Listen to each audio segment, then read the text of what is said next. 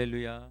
하나님 감사합니다. 오늘도 이 수요 예배를 통해서 하나님 영광 받아주시고 오늘도 성령으로 역사하셔서 우리를 깨닫게 하시고 하나님의 뜻 가운데 살아가는 우리 모두가 되게 하여 주시옵소서. 오늘도 감사하며 예수님의 이름으로 기도합니다. 아멘. 하나님 말씀 봅니다. 하나님 말씀은 이사야서 1장 24절 말씀 같이 합독합니다. 화면 보면서 우리 같이 합독합니다. 그러므로 주 만군의 여호와 이스라엘의 전능자가 말씀하시되 슬프다 내가 장차 내 대적에게 보응하여 내 마음을 편하게 하겠고 내 원수에게 보복하리라. 아멘. 오늘 말씀은 대적에게 보응하시는 전능하신 하나님이라는 말씀을 제목을 가지고 같이 은혜를 나누고자 합니다. 수요일은 우리가 이사야서 말씀을 이어서 합니다. 잠깐 지난 시간에 나눈 말씀을 나눈다면 1장부터 1장 1절부터 16절까지는 하나님께서 회개를 촉구하는 내용이었어요. 그래서 너는 이러이러해서 이렇다. 이런 죄들을 하나하나 찝으시는 내용이었죠. 그런데 이제 오늘부터 24절부터는 뭐냐면 이제 거기에서 돌이키지 않으면 하나님께서 어떻게 역사하는지 이거를 이제 우리에게 보여주고 있는 내용이 오늘 24절의 말씀이죠. 그래서 24절은 대적에게 보응을 말씀하신 이스라엘의 전능자에 대한 말씀이 나오고 있어요. 24절 상반절에 보면 그러므로 주 만군의 여호와 이스라엘의 전능자가 말씀하시되 24절에 보니까 대부분 보면은 하나님이 이르시되 이런 말을 많이 했잖아요. 근데 오늘 본문에서 하나님을 당신을 소개하시기에 있어서 뭐라고 얘기하냐면 전능자다 이렇게 말했다는 거예요. 전능자. 전능자라는 말이 뭐냐면 아비르라는 말이에요. 아비르. 히브리어로 아비르라는 말로 강한 자라는 뜻을 갖고 있어요. 그러니까 전능하다는 것은 어떤 일이든지 하지 못한 것이 없다라는 뜻이 이 전능자라는 거죠. 우리 인간이라는 존재에게는 어떤 한계가 있잖아요. 그런데 우리가 믿는 하나님은 한계가 없다는 얘기예요. 그게 뭐냐면 전능자라는 거예요. 성경 여기 곳곳에서 이 전능하신 하나님을 소개하고 있죠. 죽은 자를 살리기도 하고 처녀 마리아가 아이를 낳기도 하고 눈먼 자가 눈을 뜨고 더 나아가 아무것도 없는 이 세계에 하나님이 천지를 창조하시고 이런 모든 것들이 전능하신 하나님아 아비르 이 아비르라는 그 힘을 가지고 하나님께서 이 세상을 이끌어가고 있고 오늘도 그 전능하신 하나님의 역사가 우리의 삶 속에 나타난다는 거죠. 왜 여기서 전능하신 하나님이라고 표현했을까요? 하나님의 성경을 보면 여러 가지 명칭이 있는데 오늘 24절에 보면 하나님 당신을 소개하기를 나는 이스라엘의 전능자다 이렇게 했다는 거예요. 왜 전능자고 그러겠는지 한번 곰곰이 한번 생각해 보시기 바랍니다. 전능자다라는 부분은요 성경에서 많이 나타나진 않아요. 이 아비르라는 말은요. 창세기 49장 24절 말씀 볼게요. 같이 읽어보겠습니다. 시작. 요셉의 팔은 도리어 굳세며 그의 팔은 힘이 있으니 이는 야곱의 전능자 이스라엘의 반석인 목자의 손을 힘음이라. 아멘. 창세기 49장은 이제 야곱이 이제 죽으면서 축복하는 내용이죠. 축복하는 내용 중에 뭐냐면 바로 요셉을 축복하는 내용이죠. 그런데 요셉에게 어떤 하나님이 나타나느냐? 바로 야곱의 전능자 이스라엘. 야곱의 전능자 이스라엘의 신 하나님이 나타나시는 거예요. 그래서 요셉을 축복할 때도 요셉은 어떤 하나님의 역사냐? 전능하신 하나님의 역사예요. 여러분 요셉의 인생을 보면 잘 아시죠? 요셉의 인생 속에서도요. 전능하신 하나님이 역사하셔서 그를 이끌어간 거예요, 사실. 어떻게 조 노예가 총리를 할 수 있겠습니까, 여러분이?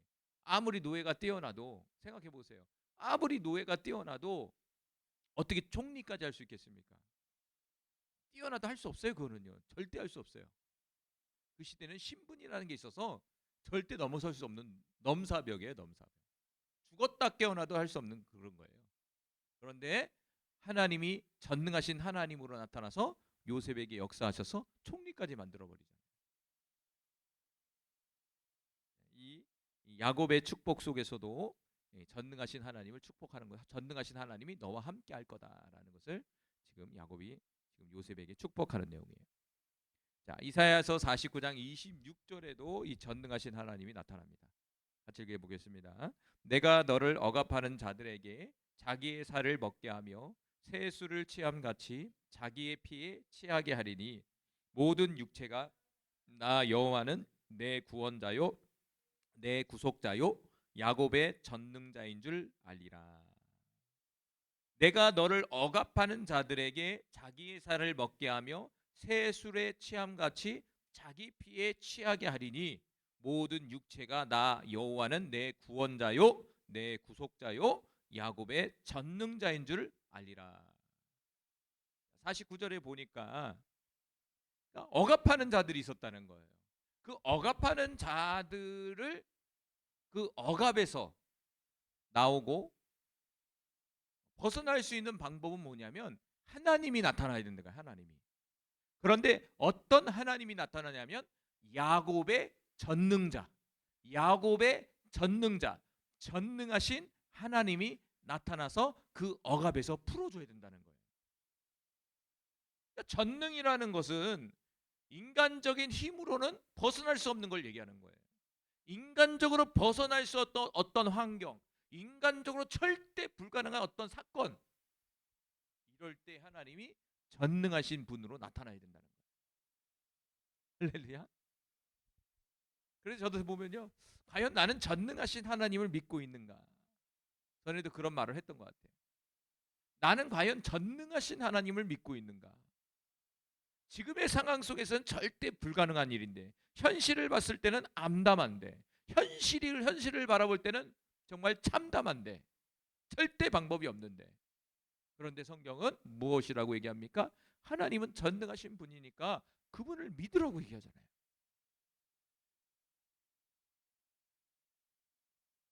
과연 전능하신 하나님을 내가 믿고 있는가? 스스로를 질문하시길 바라요. 믿고 있지 않는다면 하나님, 전능하신 하나님을 믿게 하여 주시옵소서. 기도하시길 바라요. 요즘에 기도 많이 해요. 전능하신 하나님을 믿게 달라고. 구원의 하나님은 믿고 있는데 진짜 전능하신 하나님은 못 믿고 있는 거야. 예수 믿어. 구원받으면 나의 죄가 사해지고 내가 천국 백성이 된다는 걸 믿어. 그런데 정작 나의 삶 속에 전능하신 하나님은 믿지 않는 거예요. 그러지 않습니까? 회개거리죠. 온전히 우리가 하나님을 믿지 않는 거죠. 그러니까 오늘 24절에 전능하신 하나님이 말씀하신다는 것은 반드시 이루신다는 거예요. 너희들이 부르기에 좀 말도 안 되는 것 같아. 그런데 전능하신 하나님이 반드시 이룬다는 거예요. 그래서 오늘 본문에 전능하신 하나님이 말씀하신다라고 소개하고 있는 거예요. 무서운 거예요. 지금 전능하신 하나님이. 그러면서 무엇이라고 합니까? 오늘 본문에 보니까 하반절에 전능한 자가 말씀하시되 슬프다 이렇게 있어요. 슬프다. 처음부터 무엇인가 슬프다고 얘기하고 있어요. 슬프다는 말이 호의라는 말이에요. 들어봤죠? 앞에도 슬프다는 말이 있어요. 하나님의 감정을 나타내는 거죠. 넘겨주세요. 안 넘기죠. 호의, 슬프다라는 말이에요. 그러니까 이 슬프다는 말이 선지서에서 좀 많이 등장하죠. 선지자들이 하나님의 말씀을 전할 때 슬프다는 표현을 많이 표현해요. 그런데 선지자의 표현이 아니라 사실은 하나님의 감정을 지금 드러내고 있는 거예요. 슬프다.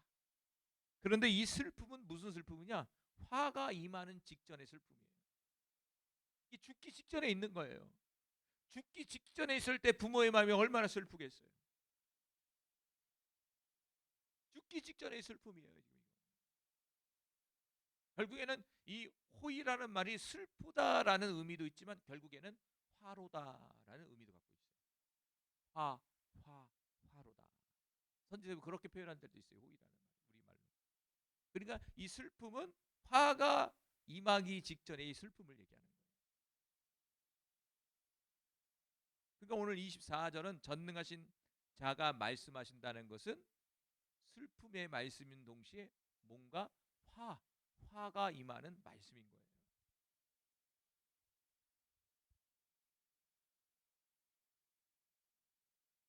그러면서 무엇이라고 얘기하죠?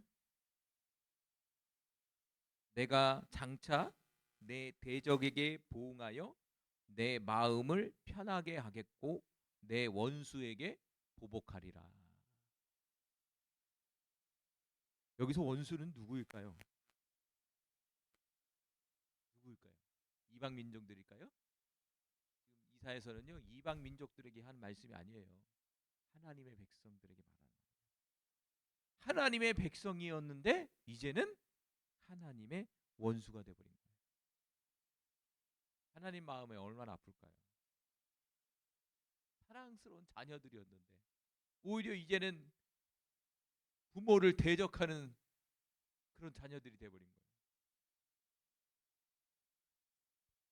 그런데 하나님은 공의의 하나님이기에 어떻게 합니까? 징계와 심판이 들어가는 거예요.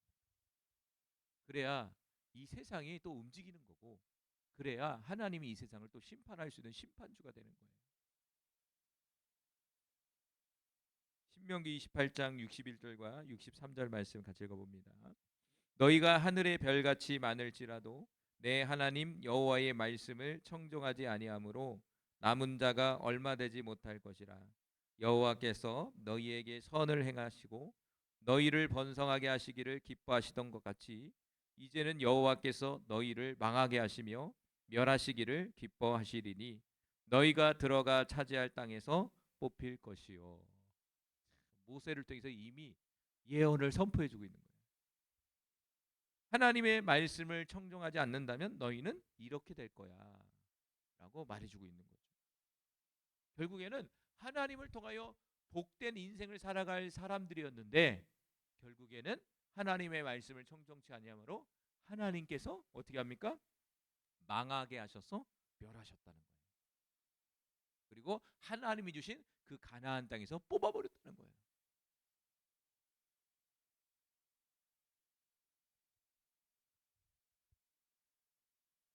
이게 뭐냐? 바로 이스라엘 백성이라는 거예요. 그러니까 하나님의 말씀을 안 들으면 안 들으면 끝나는 것이 아니라 망하는 길로 간다는 소리예요. 망하는 길. 에스겔서 5장 13절에도 동일한 말씀이에요. 읽어봅시다. 이와 같이 내 노가 다한즉 그들을 향한 분이 풀려서 내 마음이 가라앉으리라. 내 분이 그에게 다한즉 나 여호와가 열심으로 말한 줄 그들이 알리라. 에스겔서 5장 13절에도 써 있죠. 하반절에 보니까 나 여호와가 열심으로 말한 줄을 알기 위해서 그들에게 이런 일들이 나타나게 했다는 거예요. 이미 선지자들을 통해서 하나님 앞에 돌이키지 않는다면 어떤 결과가 주어지겠다라는 말씀을 수없이 선포했잖아요. 그런데 그것이 이루어지지 않는다라고 하면 어떻게 될까요? 하나님의 존귀와 하나님의 공의가 드러날 수가 없는 거죠. 하나님의 살아계심을 증거할 수가 없는 거죠. 그러니까 에스겔서 5장 13절에도 자신들을 하나님을 향한 돌이키는 하나님의 백성 이스라엘 백성을 향해서 화가 났다 이렇게 표현했어요. 화가 나셨고 또 그들을 심판하셨다. 그런데 이유가 뭐냐면 내가 열심히 너희들에게 말하지 않았냐. 열심히 선지자들을 보내서 돌이키라고 말하지 않았느냐. 그런데 너희가 돌이키지 않으니까 결국에는 돌이키지 않으면 이렇게 될 것이라고 얘기했잖아요. 이미 선포를 하셨잖아요. 선포를 하셨으니까 당신의 말씀을 이루시기 위해서도 그렇게 하신 거예요. 그러니까 이스라엘 백성이 바벨론 70년 포로 또한 그런 거예요. 부지런히 포로를 잡히기 전에 부지런히 선지자를 보냈잖아요. 포로 잡히 직전에 보낸 선지자가 그 유명한 예레미야 선지자예요. 선지자가 100명이 있다 그러면 한 사람 예레미야만 돌이키라고 얘기한 거야. 99명의 선지자들은 괜찮습니다. 우리는 망하지 않습니다. 하나님 우리를 돌보십니다. 우리 잘 가고 있어요. 이렇게 얘기했다는 거예요. 근데 오직 선지자만 망하는 길로 가고 있습니다. 돌이켜야 됩니다. 빨리 회개해야 됩니다. 우리도 그렇잖아요. 99명이 왼쪽이라고 얘기하면 맞는 거잖아. 근데 한 사람이 오른쪽이라고 그러는 거야. 그럼 여러분 어디로 갈까요? 당연히 저 같은 경우도 아마 99명이 얘기한 쪽으로 갈 것 같아. 그런데 이게 하나님 보는 관점과 사람이 보는 관점이 다르다는 거죠. 사람이 보기에 그게 필히 옳은 길이야. 그런데 하나님 보시기에는 사망의 길일 수 있다 이거죠. 하나님은 하나님의 말씀을 이루시기 위해서도 대적들에게 보응하시고 그들을 보복하시는 거예요. 그래서 하나님은 성경에 이렇게 돼 있어요. 사랑의 하나님이면서 공의의 하나님이세요. 우리는 공의의 하나님을 만나게 되면 상당히 부담스러운 거야.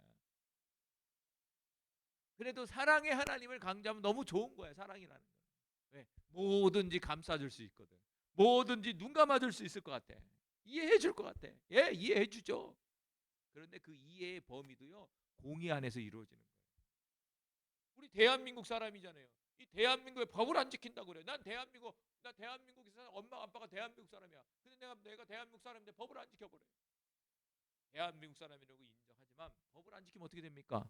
감옥 가는 거잖아요. 봐줍니까? 안 봐주잖아요. 이해는 할 수 있겠죠.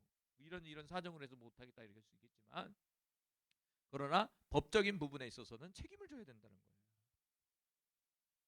어떻게 보면 말씀은 법이에요. 법이라 좀 힘든 거죠. 법에 어긋나니까 처벌을 받는 거예요.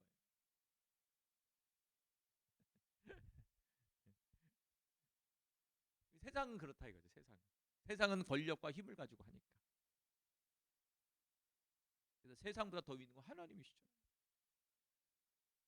네. 그러면서 18번째 1절 25절과 26절에는 의의 성읍과 신실한 고울을 회복시키겠다 이렇게 말했다는 거예요. 하나님께서 대적을 보응하시고 원수에게 보복하시고 나서 어떻게 됩니까? 그러면 원수와 대적들이 사라져 버리잖아요. 사라져 버리면 회복되는 거예요. 읽어볼게요. 내가 또 내 손을 내게 돌려 내 찌꺼기를 잿물로 씻듯이 녹여 정결하게 하며 내 혼잣물을 다 제하여 버리고 내가 내 재판관들을 처음과 같이 내 모사들을 본래와 같이 회복할 것이라. 그리한 후에야 내가 의의 성읍이라 신실한 고울이라 불리리라 하셨나니. 25절과 26절은 바로 회복을 명령해 주고 있는 거예요. 25절에 내 손을 내게 돌려 내 찌꺼기를 잿물로 씻듯이 녹여 정결하게 하며 내 혼잣물을 다해 제하여 버리겠다. 죄죠, 죄. 죄. 더 나아가 죄를 짓는 모든 자들. 그런 자들을 제하여 버리겠다. 잘라버리겠다. 이거 잘라버리겠다. 그게 뭐냐면 앞전에 나온 것처럼 보응과 보복이라는 거예요.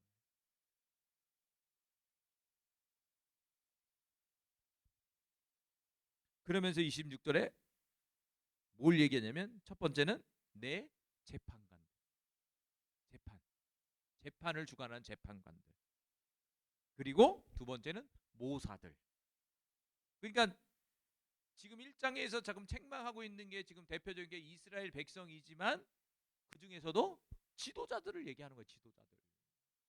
계속해서 얘기하지만 재판관과 모사들은 지도자를 얘기한 거예요. 지도자. 이스라엘 백성을 이끌어가는 지도자들이 무엇이냐? 찌꺼기라는 거예요. 찌꺼기들이. 그들이 대적자고 그들이 원수라는 거예요. 나라의 지도자들이 이렇게 되면 다 썩는다고 그랬잖아요. 무너진 거, 망한 거예요. 그 나라는. 그 이스라엘 민족, 지금 이스라엘 나라는 망하기 직전인 거예요 지금. 근데 알까요 모를까요? 모른다고 그랬잖아요. 이 시대는 풍요하고 너무나 잘 살고 힘을 갖고 있었어요. 지금 건빌자도 없었어요. 그런데 갑자기 이사야 선제가 나타나서 책망하기 시작하는 거예요. 망했다. 누가 듣겠습니까? 미쳤다 그러지. 그 증거가 뭐냐? 바로 지도자들이 더러워졌다 이거예요. 찌꺼기가 돼버렸다 이거예요. 지도자의 본연의 역할을 잃어버렸다 이거예요. 그래서 지난 시간에 얘기했죠. 재물을 구하고 자신의 성공을 구하고. 지난 시간 또 하나 예수님 하나님께서 하나하나 꼬집으셨잖아요. 재판관들과 모사들의 죄들을 그들을 다 잘라버리겠다는 거예요.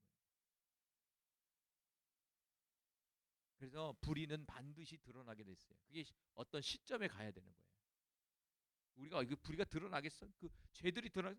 하나님은 역사하시는 이 세상을 주관하시는 분이기 때문에 어느 시점에 가면 그게 드러나게 돼 있어요. 그리고 반드시 잘라내신다. 왜? 하나님은 공의의 하나님이기 때문에. 그 저와 여러분은 기다리는 거죠. 그래서 26절에 내가 내 재판가들을 처음과 같이 만들겠다 했어요. 처음과 같이. 처음과 같이라는 말이 리손이라는 말.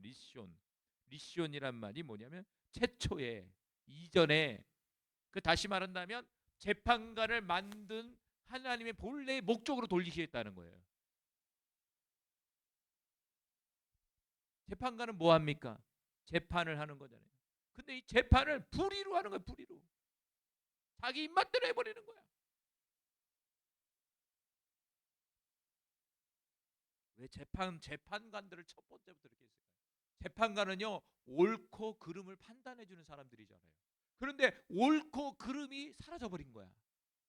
뭐가 옳고 뭐가 그른지를 얘네들이 재판관들이 판단을 해줘야 되는데 그 기준이 사라져 버렸다는 거예요. 이 시대가 지금 뭐가 옳은지 뭐가 그른지가 사라져 버린 거예요. 그럼 뭐가 생긴 걸까요? 그 사회는요 혼란스럽게 시작하고 혼란이 오는 거예요. 혼란이 뭐가 옳고 그름이 사라져 버리면 거기는 그 사회는요 그 나라는요 문제가 생기는 거예요.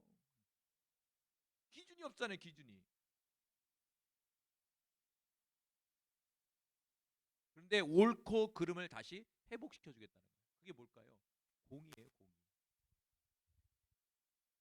그래서 재판관들에게 레위기 19장 15절에 이렇게 말했어요. 같이 읽어볼게요. 시작. 너희는 재판할 때에 불의를 행치 말며 가난한 자의 편에 들지 말며 세력이 있는 자라고 두둔하지 말고 공의로 사람을 재판할지며. 재판할 때 이 재판관들에게 제일 중요한 게 뭡니까? 공의라는 거예요. 공의.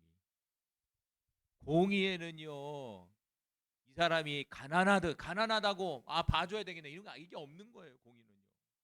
공의는 법을 가지고 딱 하는 거예요. 법을 갖고 이 사람이 가난하든 이 사람이 세력을 갖고 힘을 갖고 있든 부자든 그게 중요한 게 아니에요. 지금 그 사건에 있어서 이 법에 위촉이 되느냐 위촉이 되지 않느냐 요 부분을 가려줘야 된다는 거예요. 근데 사람이라는 존재는 뭔가 상황과 환경과 어떤 그런 사상에 의해서 옳고 그름이 자꾸 틀려지는 거예요. 요즘에 그러잖아요. AI가 더 재판 잘한다고. AI는 그냥 법을 넣어주면 얘는 아무 뭐 감정에서 뭐가 있습니까? 법에 딱 해서 이건 틀린 겁니다. 이건 맞는 겁니다. 딱 해줘 버리는 거잖아요. 근데 사람이라는 존재는 자꾸 흔들리는 거야. 권력에 흔들리지. 어떤 사람의 감정에 흔들려 버리지. 그 어떤 재판관의 가치관에 흔들려 버리지. 그러니까 재판을 할 때도 똑같은 재판을 하는데 형량이 다 달라. 왜 다를까요? 사람이니까 이제 기준이 좀 같아야 되는데 뭔가 달라. 해석이 달라져 버리는 거야. 그럼 어떤 사람은 또 억울할 수도 있고 어떤 사람은 또 이렇게 될 수가 있잖아요. 레위기 19장에서 제일 중요한 게 뭐냐면 공의로 사람을 재판해라. 그러니까 지금 이사야 시대에는 공의로 재판하는 것이 아니다 이거예요. 오늘날 똑같아요. 오늘날 이 사회 시스템도 그래요. 공의라고 하지만 우리가 보면 있잖아요. 느끼잖아요. 옳고 그름이 그 사람의 성향과 그 사람의 어떤 부분에 있어서 옳고 그름이 달라져 버리는 거예요.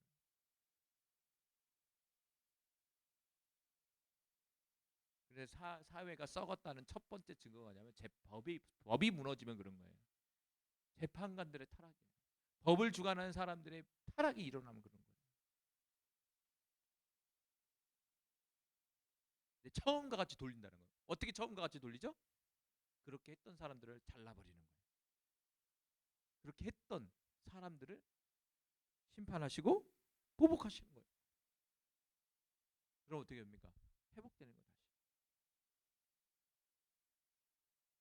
죄라는 건요 누룩과 같아요.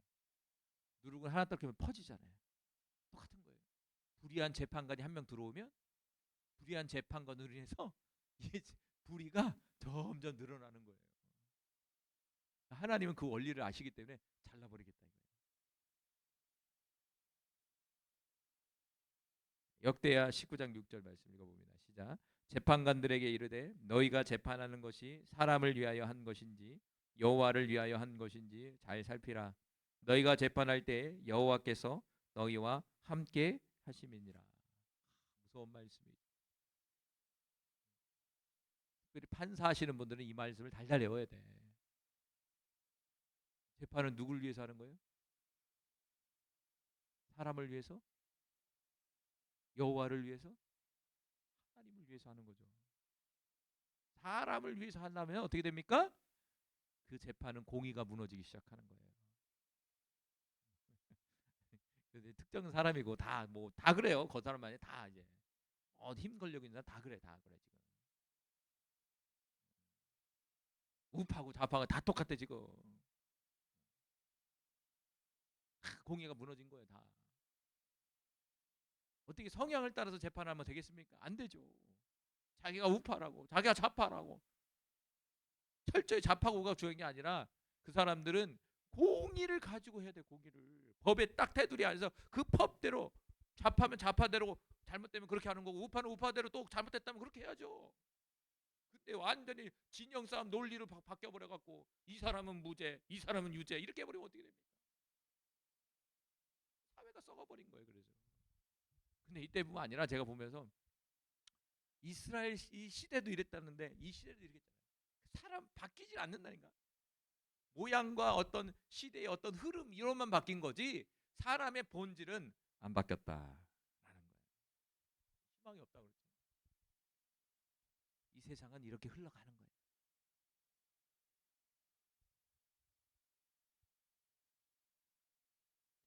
너희가 재판할 때 여호와께서 너희와 함께 하신다. 누구와 함께 한다? 재판관들을 보고 있다는 얘기예요. 얼마나 무서운 얘기예요 이게. 특별히 법조계에 꿈꾸는 분들이 있다면 이거 달달 외워야 돼. 하나님 얼마나 심판받겠어요. 어떤 분이 그러더라고. 어떤 거 보니까 어떤 분이 이제 재판관이었는데 그분이 이제 재판을 해서 어떤 사람을 사형을 때렸단 말이야. 근데 몇십 년이 지났어. 한 10년 정도 지났어. 근데 그 사건이 뒤집어지면서 그 사형수가 사실은 무죄였던 거야. 이 재판관이 충격을 받아버린 거야. 어머니 사람 자기가 죽인 거잖아요. 그 재판관의 위치가 그렇다니까요. 사람을 죽이거나 살릴 수 있는 거예요. 근데 이 사람의 잘못 판단해서 죽인 거야. 마음이 어떨까요? 그래서 착한 재판관, 양심 있는 재판관이야. 너무나 충격을 받아서 자신의 그 자리를 내려놓았다 했잖아요. 재판관을 내려놔버렸어. 그 얘기가 있더라고. 재판관의 위치가 사람을 여기서도 사람을 살리느냐 죽이느냐 위치에 있는 거예요. 사실 재판관은요. 한 사람의 인생을 망치냐 살리냐 여기 달려 있거든. 한번 보세요. 한번 나라에서 판사가 진역 때려봐요. 그럼 이 사람은 평생 이제 전과자로 남아 살아야 된단 말이야. 뭐 얼마나 그 인생이 얼마나 그래요, 여러분. 가볍게 생각하고 있다 이거죠.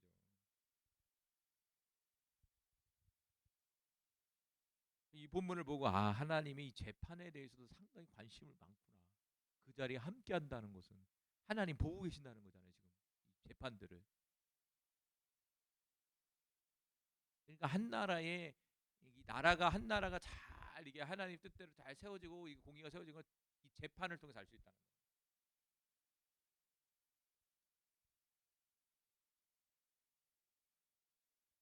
그러면서 26절에 내 모사들을 본래와 같이 회복할 것이다. 이렇게 써요. 본래. 본래란 말이 테일라라는 거예요. 테일라라는 말이 처음. 여기도 처음 비슷한 말이죠. 그러니까 재판관들과 지도자들을 원래의 목적대로 다시 돌려놓겠다 이거예요. 하나님이.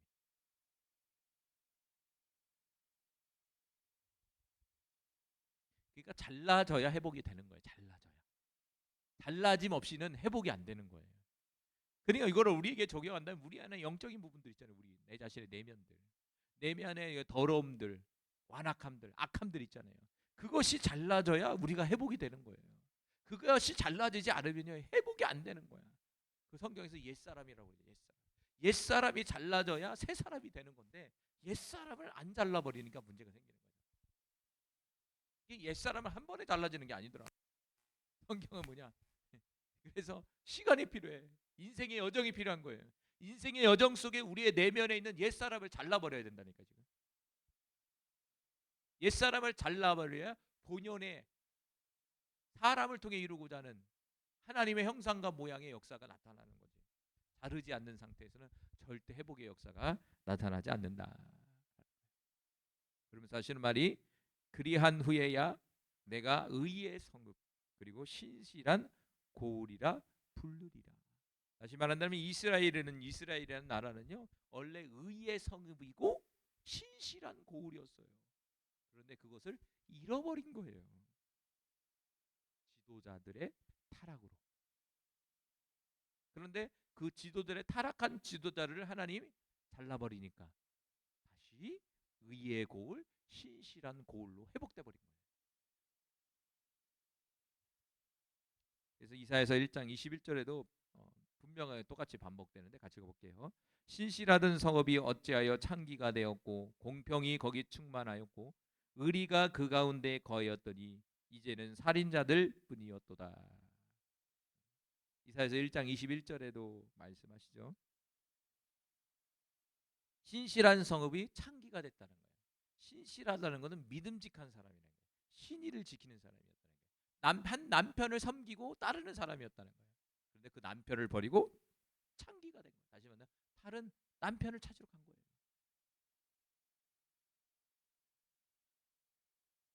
그리고 그 신실한 성읍이 공평이 충만했는데 공평은 공의를 얘기하는 거예요. 공의가 사라져 버린 거예요. 옳고 그름의 기준이 없어져 버린 거예요. 그러니 뭐가 되겠습니까? 옳고 그름이 사라져 버리니까 살인자들만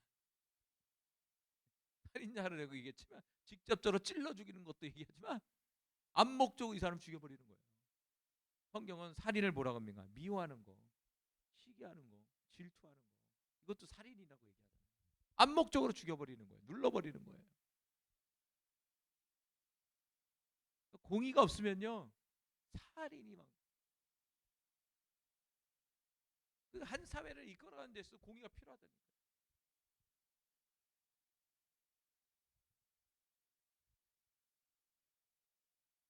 그래서 이사야서 32장 1장 4절에 이 땅 가운데 진정한 공의가 이루어진 데는 언제냐? 진정한 공의가 이루는 분은 누구냐? 바로 이사야서 32장 1장 4절에 보니까 메시아 그리스도를 설명해 주고 있어요. 같이 읽어봅시다. 시작. 보라 장차 한 왕이 공의로 통치할 것이요 방백들이 정의로 다스릴 것이며 또 그 사람은 광풍을 피할 곳 폭우를 가리는 곳 같을 것이며 마른 땅의 냇물 같을 것이며 곤비한 땅의 큰 바위 그늘 같으리니 보는 자의 눈이 감기지 아니할 것이요 듣는 자가 귀를 기울이며 조급한 자의 마음이 지식을 깨닫고 어눌한 자의 혀가 민첩하여 말을 분명히 할 것이라. 이스라엘 백성이 오늘 본문 25절에 보니까 다시 회복시켜 주신다고 그랬잖아요. 본래 다시 회복됐어요. 근데 어떻게 됐죠? 예수님 오시기 직전에 다시 창기가 돼 버렸잖아요. 불완전했단 말이에요. 그러니까 여기서 말하는 의의 성읍과 신실한 고울은 실제적으로 누굴 얘기하는 거, 뭘 얘기하는 거죠? 메시아의 나라를 얘기하는 거예요. 이 이 땅 가운데 메시아가 나라가 임할 때 이것이 이제 진정으로 이루어지는 거예요. 불안정한 거예요 여기서. 구약은 어떤 그림자잖아요. 그래서 다 잘라버렸어요. 다시 신실한 거울로 세우셨어요. 그렇지만 어떻게 됐습니까? 예수님 당시에 다시 예수님 오시니까 어떻게 해요? 독사의 자식들이 또 돼버렸잖아요. 안 바뀌어요. 이 세상이 안 바뀐다고 그랬잖아요. 결국에는 이 세상의 공의와 정의가 완전히 이루어지는 그 시기는 언제냐? 예수님이 이 땅 가운데 다시 오셔서 예수님의 나라를 이룰 때가 이루어지는 거예요.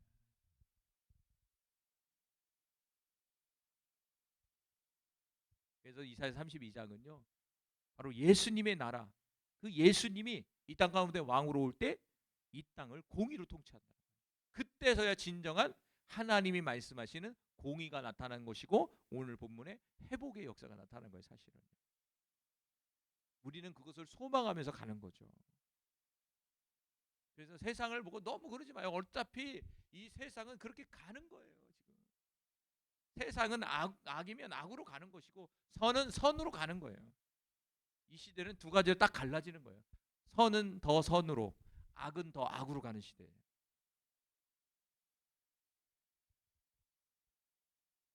그래서 장차 한 왕이 공의로 통치할 거다.